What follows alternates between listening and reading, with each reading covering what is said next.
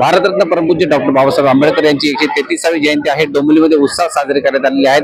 माझ्याबरोबर रिपाईचे नेते आहेत. आपण त्यांच्याशी चर्चा करणार आहोत की कसा उत्साह आहे डोंबिवलीकरांमध्ये आणि काय सांगाल, काय प्रतिक्रिया यावेळेस?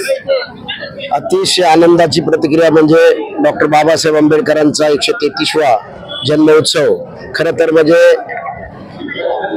1891 साली बाबासाहेबांचा जन्म आधी खरं म्हणजे या शोषित वंचित घटकांना कधी आम्हाला उगवता सूर्य दिसला नाही. परंतु डॉक्टर बाबासाहेब आंबेडकरांचा 1851 ला जन्म झाला आणि खऱ्या अर्थाने आमच्या घरामध्ये सूर्यप्रकाशाची किरण दिसू लागली. तशीच आज आपल्याला पाहतोय इतक्या वर्षामध्ये आंबेडकरी समाज गाव खेड्यात असो किंवा शहरी भागात असो आजचा अत्यंत जगभरात उत्सव होत असतो.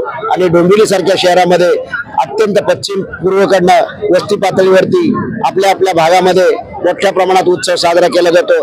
आज खऱ्या अर्थानं 12 वाजता केक कापून डॉक्टर बाबासाहेब आंबेडकरांच्या फटाक्यांचा जयघोष करून फोडल्या जातात. अतिशय प्रत्येकाच्या घरात आनंदमय वातावरण आहे. आणि उद्याच्या 14 तारखेचं सर्वांच्या घरामध्ये गोडधोड आणि अतिशय प्रेमळ असं मैत्रीपूर्णाचं वातावरण असणार आहे. तर मोठ्या प्रमाणात आंबेडकरी समाज डॉक्टर बाबासाहेब आंबेडकरांना अभिवादन करण्यासाठी या ठिकाणी डोंबिवलीच्या पूर्व पश्चिमेकडून जमत असतोय. बाबासाहेबांचं काय कार्य आजही जे मोठं आहे त्या पद्धतीने जे अनुयायी आहेत त्यांचं कुठं म्हणजे चुकतं किंवा असं काय वाटतं की अनुयायांनी ते अनुकरण अजूनही केलेलं नाही किंवा ते केलं पाहिजे? बाबासाहेबांचं काम म्हणजे माणसाला माणूस घडवलं.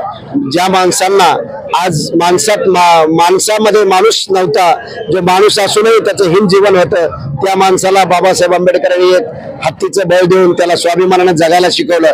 त्यामुळे सूर्य आणि चंद्र असेपर्यंत बाबासाहेबांचं कार्य आणि हा समाज पुढे नेण्याचं काम करत राहणार.